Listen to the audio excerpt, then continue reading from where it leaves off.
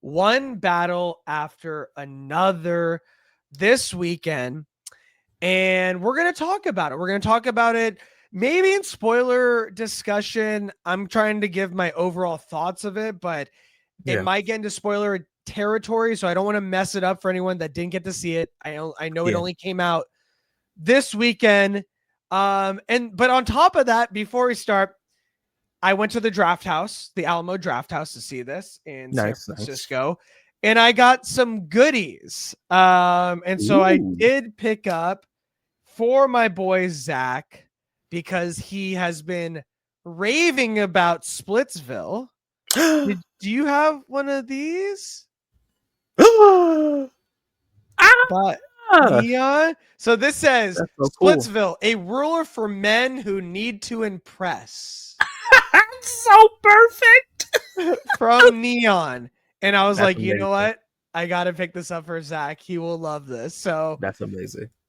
I don't know. I'm going to get to see you somehow, but you got it at the theater? Yeah. They had him out there. They had him out there. I was like, I got to pick up one of these. Yeah. And they had that huge glowing sign that I texted you when you walked by, the Splitsville sign. So they went all out for the movie, and they had these, I guess, left over from the premiere maybe. And so I was like, Zach's going to like this. I've been like the person shouting to the heavens for people to go check it out, because people always complaining about, comedies not being in theaters and original movies not being in theaters. Like, here's one right here. Here's one right here with like known actors. It's not like unknown actors, and it's so funny from beginning to end. So like, been trying. Wonder Woman's in it. Yeah, hopefully y'all Wonder Woman. Come on, Dave.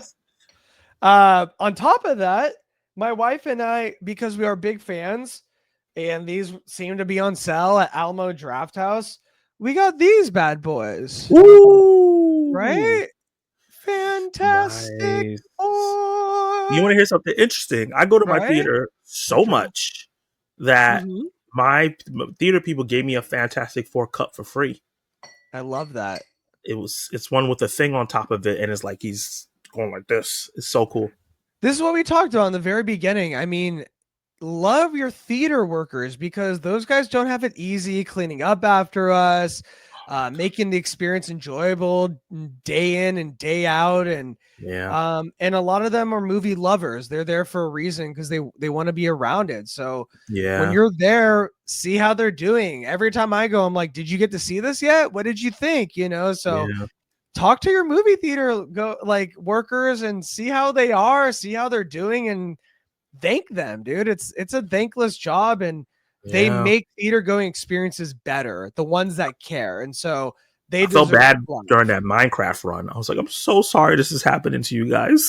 Oh man, the chickens and the popcorn, like it was wild. Everywhere. Somebody ripped one of the chairs out of the thing. It's like a Raiders game, dude. It's crazy. Yeah, it's crazy. Okay. For one battle after another, I want to give my initial thoughts. Yeah. I was going to throw it to you first, but I feel like I got to get this out.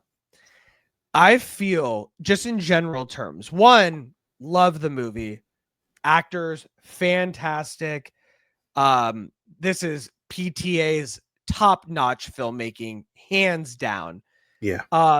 But beyond that, this movie, one battle after another, is the quintessential movie that defines the era that we are living in and that we have lived in for the past 15 to 20 years. What I mean by that is it deals with American politics in a big bad way when it comes to deportation, to being an immigrant, to ICE, to people that take justice into their own hands and fight back against the government, to government insight about how they feel about the people that aren't the 1%, that they are not getting money from on a constant basis, the secret clubs that exist that try to discuss how they can continue to make more money off the backs of other people. This movie defines the era that we have been living in and does it in such an intelligent way. It is not so heavy-handed, in my opinion. It is a story that will live on for generations, and they will look back and say, wow, they really got it right of what it was like to live in that time. And that is really how I felt about that movie in general terms. Zach, I want to throw it to you. You got to see this almost 2 times. How did you feel about the movie? Yeah, I ended up really loving the film. One of the best films of the year. It's so funny because I agree with everything you just said, right? About the movie, performances, and it's entertaining. Like everything you said sounds really heavy, but PTA puts it in a very entertaining package. You will laugh throughout. There are tense moments. There are moments of like, oh wow, and it's not heavy handed. There's no speeches about how you should be or you should not be. They kind of just throw you in a situation and you see it. And I loved all that. I love that it didn't try to hold anyone's hands. But what's interesting is that I think this is one of the best movies of the year. One of the most important. I think 3 films this year have been very important. I think Editon, Sinners, and now this, right? I knew you were going to say that, yeah. And I think Editon and this will be a great double feature because both films kind of showcase like how we got where we are right now. And while I do think it's one of the most important films, while I do think it's one of the best films of the year, I do think it's getting a tad bit overrated in a sense that I think that they're making it seem like it's the greatest film of all time. And I think a lot of people are going to go in there expecting the greatest film of all time, and they're not going to get that. Yeah, like they're saying it's the best film of the last 5 years, and it was like there's a lot of great films that came out last 5 years. You know what I mean? Like, not like when things are overhyped because it really hyperbolic destroys my theater going experience. You know what I mean? Because you have all these expectations, like this defines. Like I just played it up a lot, and it's just my honest truth of how I felt while I was watching it. But I don't want people to just think this is like Citizen Kane of 2025. Like it is not by any means, but it is a very well done film. Like you said, like PTA doesn't leave it heavy handed, hitting you over the head. He takes you on an adventure with these characters. So we see this world through different eyes, whether it's Sean Penn, whether it's Leo, whether it's Tiana, Chase Infinity, Taylor, which is the best name ever. Infinity, all the way to Benicio del Toro and what Latinos are going through in America.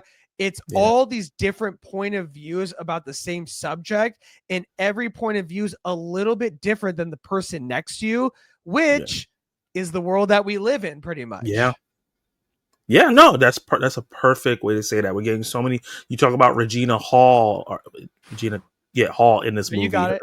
And because I said Regina King one time, somebody's like, "Do you mean Regina Hall?" I was like, "Calm down." Both a lot great, of Reginas and Rebeccas. Both great.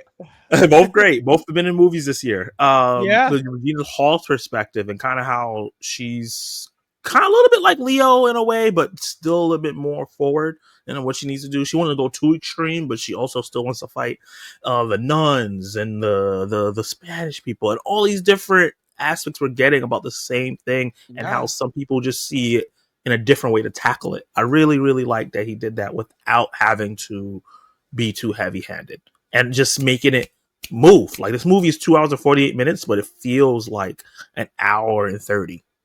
Yeah, I felt the same way. It didn't drag in a lot of areas where it could have easily dragged.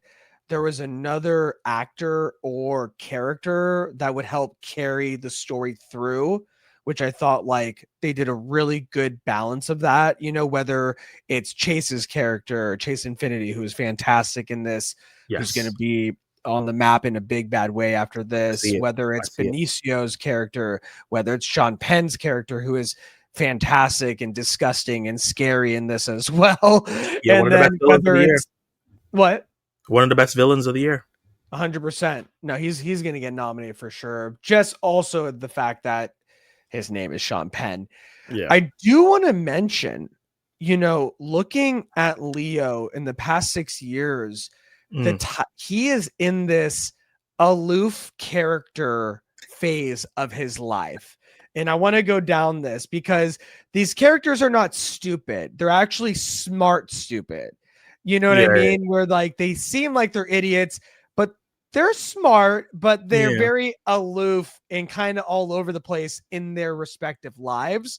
Whether it's Rick Dalton in Once Upon a Time, Dr. Randall in Don't Look Up, Hmm. Ernest in Killers of the Flower Moon, Yeah, and now Bob in One Battle After Another. He's gotten this really great era of these aloof, really dumb, smart characters. You know what I yeah. mean? Because I don't want to say they're outright idiots. Like Bob knows what he's fighting for. He knows who he's in love with, and he knows that when he has a Mhm. kid, the kid becomes the number one important thing in Yep. his life. So he is not a dumbass. He is No. actually very smart when it comes to these basic principles in life. Yeah. The justice of it all and the father figure of it all. And so I really love this era that Leo is in right now. And he's just playing it so well. Oh And wow. he was really great in this. He just continues to crush these very aloof characters. Yeah. Yeah, he was the funniest thing about the movie, and he was the center of it. So he always kept these tense moments very comedic.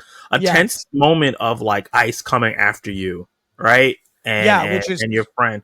That's supposed to scary be really tense. But and because of how scary. funny and silly he is throughout the movie, especially when he's trying to get the passwords and trying to get the locations and all that stuff, like this really moment that's supposed to be really tense is He's like, hilarious because you're paying why attention don't to I him. remember? He's like, Like, one of my listen, favorite I line don't readings. remember it. Okay. Just listen to me. Listen to who I am. Yeah, one of my favorite line readings of 2025 is from him in this movie. He goes, "Life, life." Like, what? Why did you choose to do it like that? But I felt it because life be like that sometimes, you know? Yeah. Yeah. 100%. He had great laugh out loud moments. And he was, I mean, everyone had a standout moment in Yeah, this movie.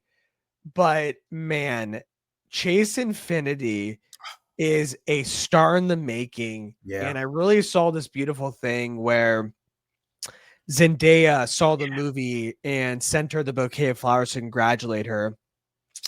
And it, coming from a mixed race background, both of them, and kind of having this girl who's not super young, but she's a step behind her to have yeah, someone say, like, I see you, I yeah, was there, and you are on your way in a big, beautiful way like that. It's such a great, like, not passing the torch, but like a hand up, like yeah. I can Come see with the me. talent in you. Yeah, Let's go. Let's maybe do something together at some point. yeah, But it is well deserved. And I think thank you, Timmy. Yeah, she Zendaya is 30, and I think Chase Infinity is like 24, 25 24, 25. Honestly, around like there. 5, 6 years, 5, 6 years ago, if this movie would have came out later or before, this would have been Zendaya. This would have been Zendaya in this movie. Good Because call. Zendaya is like, I think she either just turned 30 or she's 29. I know she's a little younger than Tom. So, Yeah. and Chase did this movie when she was 22. So it's been like Okay. 3 years in the making for her. So at Wow. 22, 23, Zendaya definitely would have been doing something like this. So for her to like kind of see that and see like, okay, she's kind of in the same realm as me, send her Mhm. flowers and do that. I think that's dope. And I hope Zendaya, as she gets older, reaches out to more young, not just mixed race, but black or just No, young definitely. artists I as just feel well. like they have a lot in common. Like Yeah, she yeah, like saw herself in this in new her. actress and kind of when she saw the movie got blown away like, "Oh wow, I got competition." No. But man, I would love to see the movie together. And no, I think Oh, you're yeah. right. I think Zendaya has paved the way for a lot of women in general, women Yeah. of color, and also women that maybe are almost pigeonholed it to a younger audience with Disney or Nickelodeon or whatever it is, and showing that if you have the chops, You you could will break out of find it. your path forward. I Yeah. did it, you can do it too, kind of thing. So Yeah. she hits on so many different levels. Yeah. And I think Chase is like starting off really strong. Her first project was A Presumed Innocent, which I haven't watched, but I heard was Yeah. amazing. I And was she got like, to work with Jake Gyllenhaal. You know what I yeah, mean? and Like Ruth that's a top Vega. tier actor. Ruth Negga, dude. I Ruth Negga love too. her. Yes, great actress too. I love her. Oh man, And then loving. now to come into this and work with a bunch of legendary actors. Yeah. And I said in my personal review, I was like, she didn't seem like she was out of place. She didn't seem like she was a step behind. She seemed Nope. like she was supposed to be there. Yeah. She was standing on her own against Sean Penn, Leo, Benicio, Regina Hall. Like these actors are seasoned, Yeah. award-winning actors. Season. And it feels like, yeah, they are Season. seasoned. And she didn't skip a beat. She felt like she belonged. She felt like she carried it a lot. Yeah. I mean, dang, dude, the imagery, of her mother being pregnant, shooting the gun that we all saw in the trailer, and Yeah. then her, which we Doing also it. saw in the trailer, doing it herself. Just the way that PTA shot this and the way that he had the story unfold, it made it like such a digestible movie and very easy to watch. Bless you. Sorry. Thank you. Yeah. So, you got anything else to say on it? Yeah, like you said, I think he made it very easy to watch. I haven't watched a lot of his films. I think this is my second film from him. The first one was Okay. Licorice Pizza, which I thought was just okay. This Okay. one is fantastic. Is in my top 5 of the year. Okay. And Boogie Nights, bro. accessibility, I think, is the big thing here, right? I think almost anyone can jump into this and watch it. Obviously, there's some political stuff that goes on there, so certain people are not going to be a fan of the movie. Yeah. And I do think that the reason why I saw this twice is because my first showing, I missed the first 20 minutes.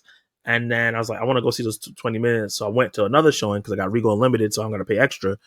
And so just watch the first 20 minutes and dip. But then it was just like, yo, this is so good. I'm just want to watch it again. And those first 20 minutes, it's a little sexually charged. So I could kind of see some people being turned off by that, especially Sean Penn and Tiana Taylor moment in the bunker kind of thing. I was like, wild. that was weird. Wild. Yeah, I was like, I can see that. But once you get past all that, the movie just kind of like soars.